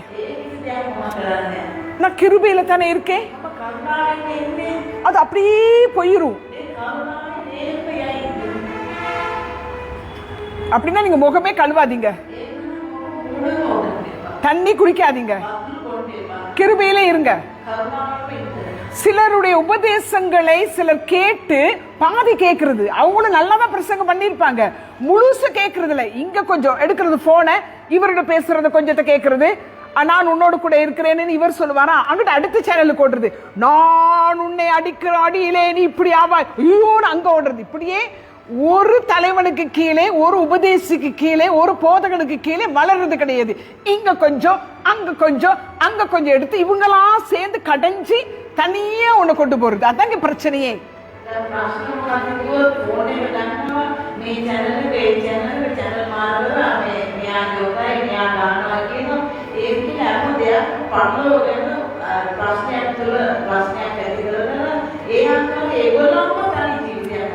ஒரு அறிவு வர வேண்டும். இன்னைக்கு நான் ரட்சிக்கப்பட்டிருக்கிறேன்னா கிருபைதான். நான் அதை உங்களுக்கு அடுத்த வாரம் நான் உங்களுக்கு அதை எக்ஸ்பிளைன் பண்றேன். அதுக்கு விசுவாசம் வேணும். எனக்கு தான் விசுவாசமே இல்லையே, நான் பாவத்தில் கற்பம் தரித்தாளாச்சே, என் தாய் என்னை பாவத்தில் கற்பம் தரித்தாலே, என்கிட்ட எதுவுமே நல்லது இருக்கல. அதனால அவர் எனக்கு இந்த ரட்சிப்பையை கொடுத்து, சிலர் இப்படி பண்ணுவாங்களா, கல்யாணத்துக்கு போகணும்னா அவங்க ஒரு நகை நட்டு கொடுத்து ஒரு சாரியை கொடுத்து இந்த கையில காசை வச்சுக்கோ, என்ன போற வழியில உனக்கு இது தேவைப்படும், அந்த மாதிரி தான் ஆண்டவர் ரட்சிப்பின் வஸ்திரத்தையும் கொடுத்து எல்லா நீதியின் சால்வையும் கொடுத்து அவர் என்ன செஞ்சாரு, கடுகளவு கையில கொடுத்து இதை நீ வச்சுக்கிட்டு நீ ஓடு அப்படின்ட்டாரு.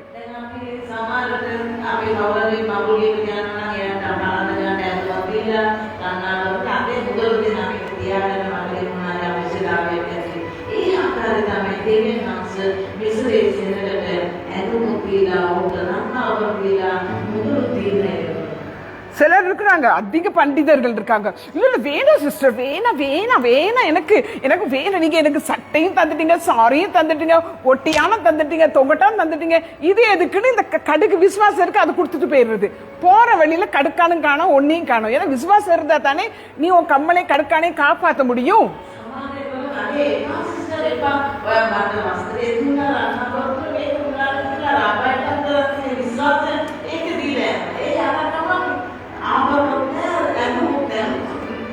அப்புறம் கல்யாணம் வீட்டுக்கு போகலையா நீங்க?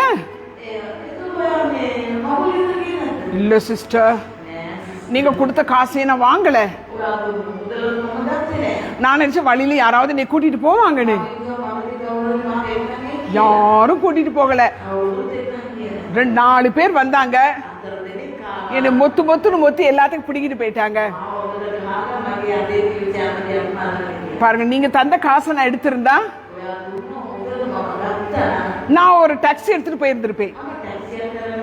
பத்திரமா போய் பத்திரமா வந்திருப்பேன். பாருங்களேன் எனக்கு நடந்தது. நிறைய பேருக்கு அதுதான். விசுவாசம் தேவையில்லை, அதெல்லாம் தேவையில்லை. விசுவாசம் வேண்டும். இந்த இந்த வாழ்க்கை நடையிலே விசுவாசம் வேண்டும். விசுவாசம் இருந்தாதான் இந்த ரட்சிப்பை காத்துக்கொள்ள முடியும். பிதாவுடைய சத்தத்தை கேட்க முடியும். அதை நம்ப முடியும். அதை நம்ப வேண்டும் என்றால் இந்த விசுவாசம் என்கிற வரம் வேண்டும். இஸ்ரவேல் ஜனங்கள் எப்படி இழந்தார்கள்? அவிசுவாசத்தினாலே. இன்றைக்கும் அநேகர் இந்த சுவிசேஷத்தை இயேசுவே வழியும் சத்தியமும் ஜீவனுமாய் இருக்கிறார் என்று சொல்லும் பொழுது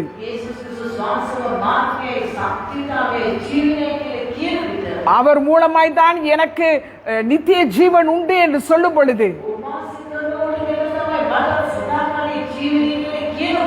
அவர்தான் எனக்கு ஞானமாய் இருக்கிறார். அவர்தான் எனக்கு பலனாய் இருக்கிறார். அவருடைய கிருபையில் தான் நான் வாழ்ந்து கொண்டிருக்கிறேன் என்று சொல்லும் பொழுது அதை அசட்டை பண்ணி விசுவாச கப்பலை உடைத்து அவர்கள் நித்தியத்துக்கு போகாமல் இருக்கிறார்கள். இந்த பூமியிலே நாங்கள் எதை இழந்தாலும் எங்களுடைய ரட்சிப்பை இழந்து போக கூடாது. அதனாலதான் பவுல் சொல்லுகிறார், நல்ல போராட்டத்தை போராடினேன். எப்ப சொல்றாரு? இறந்து அடக்க பண்ண பிறகு இல்ல, உயிரோடு இருக்கும் போது சொல்றாரு, நல்ல போராட்டம் போராடினேன், விசுவாசத்தை காத்துக்கொண்டேன். விசுவாசத்தை காத்துக்கொள்ள வேண்டும். இந்த ரட்சிப்பின் விசுவாசத்தை, இந்த ரட்சிப்பு இயேசு கிறிஸ்துவினால் மட்டும்தான் எனக்கு நித்தியம் உண்டு. அவர் மட்டும்தான் ஞானம். உலக ஞானம் பைத்தியம் என்று சொல்கிறார். இன்னைக்கு நிறைய பேரு அதாவது இந்த பிரமாணத்தெல்லாம் விட்டுட்டாங்க, கற்பனையே விட்டாச்சு. ஆனா ஒரு வித்தியாசமா ஒண்ணு கொண்டாடுறாங்க. அப்படி நில்லு, இப்படி நில்லு, அங்க நில்லு, இங்க நில்லு, அத சாப்பிடு, இத சாப்பிடாத, அத குடி, இத குடிக்காத. இது ஒரு புதிய சுவிசேஷம் வந்திருக்கு. இப்ப நிறைய பேருக்கு அதுதான். எப்ப பார்த்தாலும் அத குடி, இத குடிக்காத, ஒத்த காலில் நில்லு, ரெட்ட காலில் நில்லு, தண்ணி ஓரத்துல நில்லு, மலைக்கு மேல போய் நில்லு, கண்ணை மூடிக்கிட்டு நில்லு, கண்ணை மூடாம நில்லு. இது மறுபடியும் சொந்த பலன் தானே. நீ ஒத்த காலில் நின்னா உனக்கு, நீ சமணங்கால் போட்டு நின்னா உனக்கு. அப்போ இப்போ கூட சுவிசேஷத்தை ஏற்றுக்கொள்ளாமல் சுயமாய் ஓட வேண்டும், தன்னிஷ்டப்படி ஓட வேண்டும். அந்த இஸ்ரவேல் ஜனங்கள் சொன்னாங்கன்னா we will do.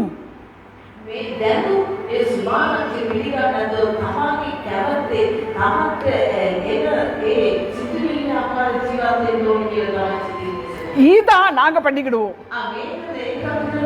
சிலுவை இல்லாமல், இயேசு கிறிஸ்து இல்லாமல் அந்த ஞானத்தை நாங்கள் பெற்றுக்கொள்வோம், அந்த சந்தோஷத்தை நாங்கள் பெற்றுக்கொள்வோம், அந்த சமாதானத்தை பெற்றுக்கொள்வோம். ஆனா அது நித்தியம் கிடையாது. நான் உங்களிடத்தில் சொல்லுகிறது நித்தியமான சந்தோஷம், நித்திய ஜீவன். அதாவது ஏதேன் தோட்டத்திலே 2 மரம் இருந்துச்சுல்ல, ஒரு மரத்தை சாப்பிட்டாங்க, அடுத்த மரத்தை சாப்பிடல. அப்போ ஆண்டவர் சொல்றாரு, இவங்க இதை சாப்பிட்டு நம்மள மாதிரி ஆயிட்டாங்க, இதையும் சாப்பிட்டாங்கன்னா ரொம்ப நாளைக்கு இருப்பாங்க.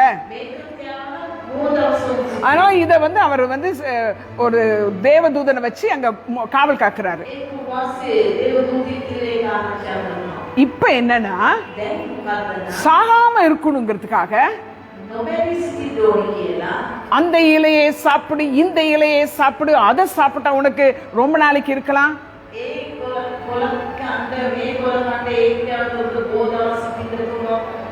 அடுத்து அந்திம முனக்கந்தாத்துல கொலைக்கந்தமாய் எல்லாம் இப்ப கொலையில தான் போகுது, கொலைக்கந்தையில. ஏன்னா பிசாசுக்கு இயேசுவின் மூலம் போக முடியாது. அவனுக்கு நல்லா தெரியும் இயேசுவே வழியும் சத்தியமும் ஜீவனும். இயேசு தான் மெய்யான இரட்சகர். இயேசு கிறிஸ்து தான் சத்தியமானவர். இவன் பொய்யன், பொய்யனுக்கு பிதா, நித்திய மரணத்துக்குரியவன், அவன் கலகக்காரன். அவனுக்கு ஒண்ணுமே முடியல, நித்தியத்துக்கு ஒண்ணு முடியல. ஆனா இப்படி ஒன்ன கொண்டு வந்து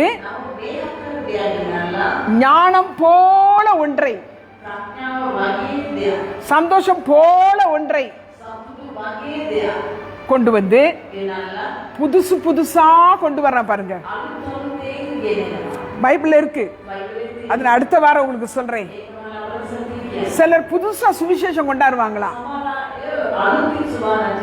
சாப்பிடாதே, இதை சாப்பிடாதே, அதை குடிக்காதே, அப்படி புதுசா கொண்டாடுவாங்களாம். உலகத்தில் ஏற்கனவே வந்துருச்சு. அந்த உலகத்துல சொல்லுகிறதே முழு கண்டங்களும் கேக்குது.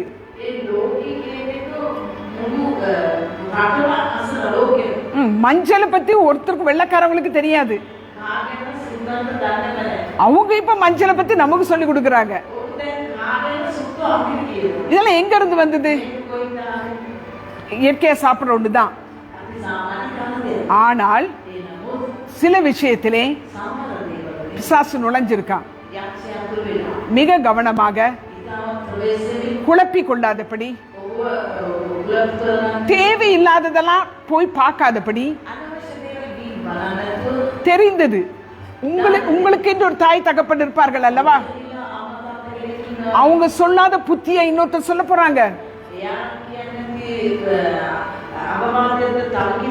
உங்களுக்குன்னு ஒரு டீச்சர் இருப்பாங்கல்ல, உங்க டீச்சர் உங்களுக்கு படித்து கொடுக்காமல இன்னொரு டீச்சர் டியூஷன்ல சொல்லி கொடுக்க போறாங்க.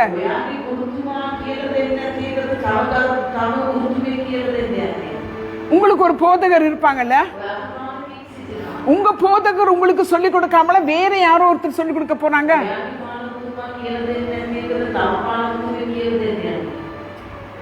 ஜாக்கிரதையா இருப்போம். உங்களுக்கென்று ஒரு போதகர், உங்களை வழி நடத்துகிற ஒரு உபதேசி ஒரு ஆள் போதும், தேவையில்லை நிறைய பேர். அதனால குழம்பி போய் சிலர் என்ன செய்கிறார்கள் என்றால், அதாவது தங்களுடைய பேருக்காக, புகழுக்காக, பணத்துக்காக இந்த சுவிசேஷத்தை விற்று கொண்டிருக்கிறார்கள்.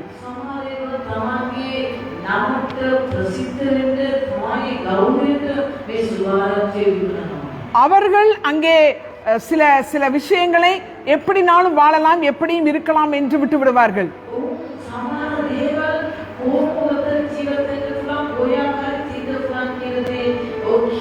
அது நமக்கு கேட்கறதுக்கு நல்லா இருக்கும்.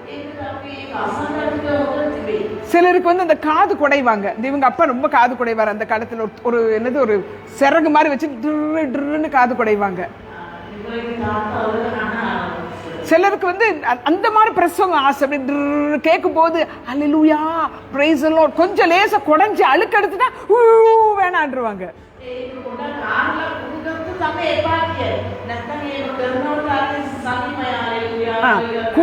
ඕනතරම් කුඩු කනේ තියාගන්නවා. කුඩු ගණ්ඩ දෙන්න. අපි මෙම ආර ඉන්නවා. නිකන් මේ ஒரு காலம் வரும்போது செவிடாவே ஆகிடுவாங்க. நம்மை ஆராய்ந்து பார்ப்போம். நல்ல சுவிசேஷம், இஸ்ரவேல் ஜனங்களுக்கு சொன்னார், எனக்கும் உங்களுக்கும் சொல்லி இருக்கிறார். இம்மையிலும் மறுமையிலும் நூறத்தனையான ஆசீர்வாதம். இந்த சுவிசேஷத்தை பெற்றுக்கொண்ட நாம் பாக்கியவான்கள்.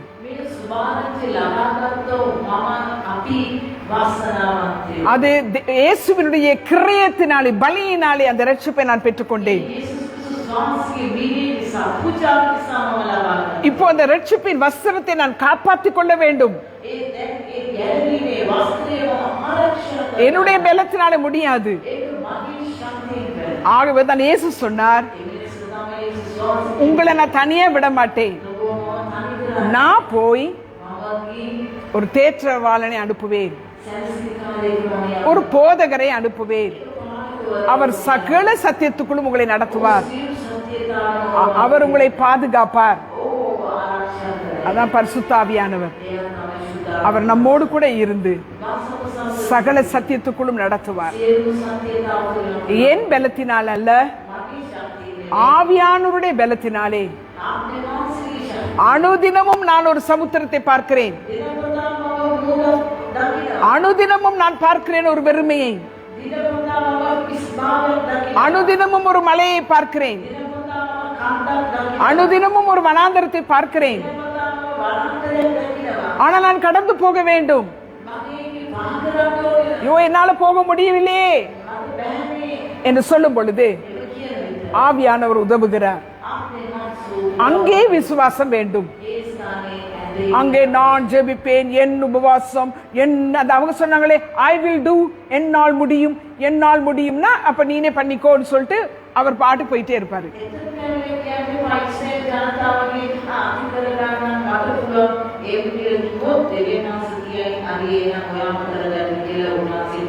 ஐ வில் டூன்னு எப்படி சொல்ல முடியும்? உம்மாலே ஒரு சேனைக்குள் பாயவேன். உமது வார்த்தை வைத்து நான் ஜெயிப்பேன். உமது வசனத்தை விசுவாசித்து ஜெயிப்பேன். வசனம் இல்லாமல் I will do முடியாது. வசனத்தை பெற்றுக் கொள்வோம். இதுதான் சுவிசேஷம். இதுதான் குட் நியூஸ். இதுதான் வழியும் சத்தியமும். இதை பற்றிக் கொள்வோம் என்றால் ஜெயம் நமக்கே, விடுதலை நமக்கே, சுகம் நமக்கே, நன்மைகள் நமக்கே.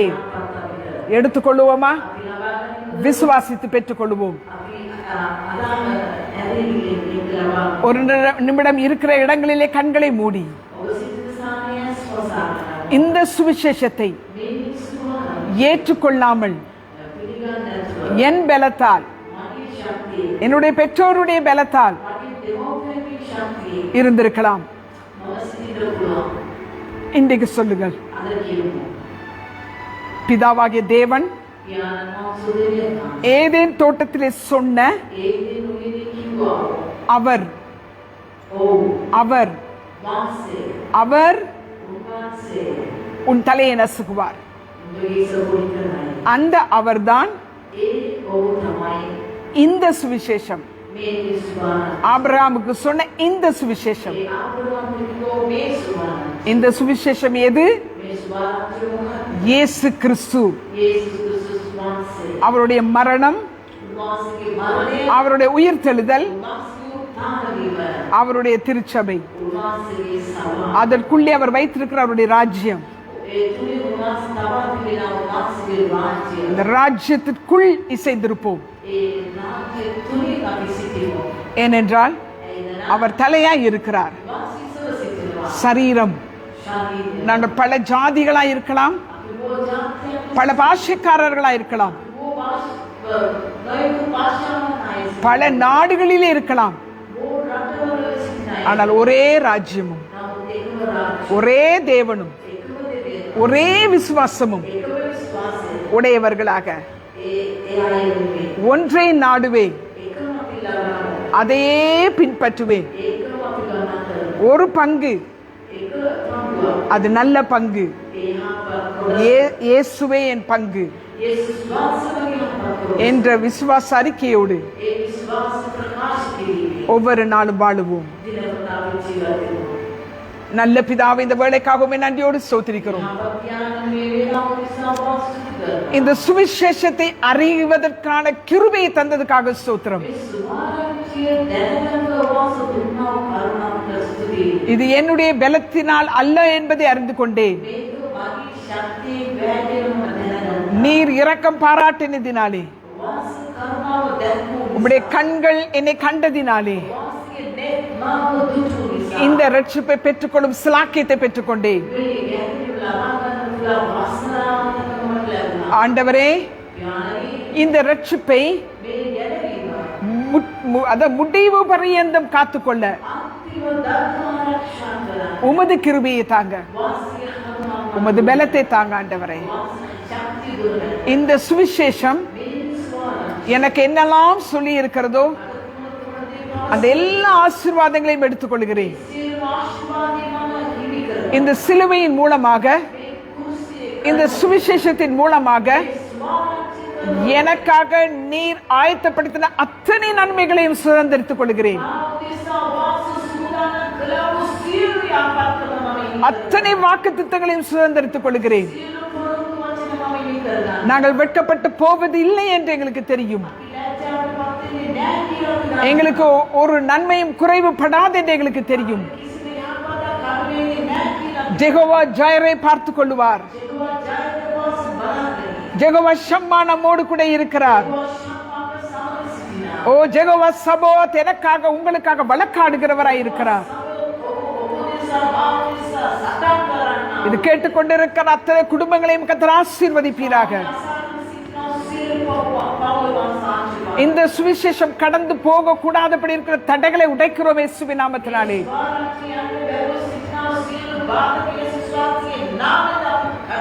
நம்முடைய குடும்பங்களிலே இருக்கிறவர்கள் இந்த சுவிசேஷத்தை அசட்டை பண்ணி இருந்தால் மன்னித்து அவர்களுக்கு கிருபையை கட்டளையிட்டு இந்த சுவிசேஷத்தை தரித்துக் கொள்ள கிருபை கொடுங்க ஆண்டவரே.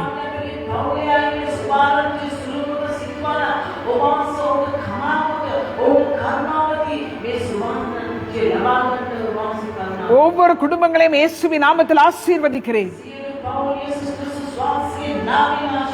சுவிசேஷத்தின் வாக்குத்தத்தத்தின் மூலமாக அவர் அவருடைய காரியங்கள் அனைத்தையும் கர்த்தர் வாய்க்க பண்ணுவீராக.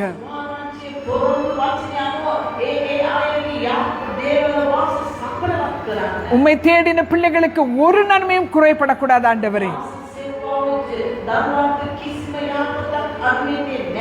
சிலுவையின் மூலமாய் கிடைத்த அத்தனை ஐஸ்வர்யமும்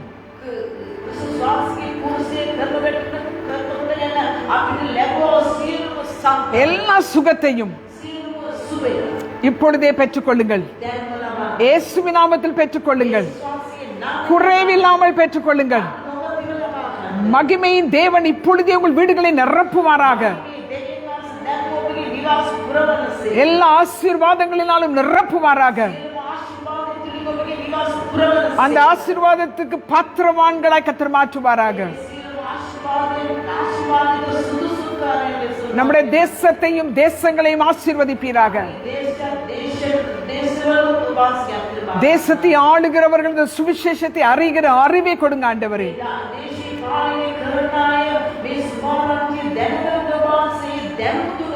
இந்த சுவிசேஷமானது வெளிச்சமாய் இருக்கிறது. இந்த வெளிச்சம் தேசத்துக்குள் வரும் பொழுது இந்த தேசத்தில் இருக்கிற இருள் விலகட்டும் ஆண்டவரே. இந்த வெளிச்சம் வீடுகளுக்குள்ளே உதிக்கும் பொழுது எல்லா இருளும் விலகட்டும் ஆண்டவரே.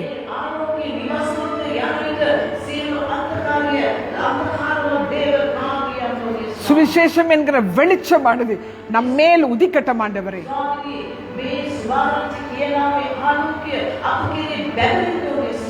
எல்லா துதிகன மகிமையும் ஒருவருக்கே செலுத்துகிறோம். இயேசு கிறிஸ்துவின் நாமத்தில் வேண்டிக் கொள்கிறோம் எங்கள் நல்ல பிதாவே. ஆமேன், ஆமேன், ஆமேன்.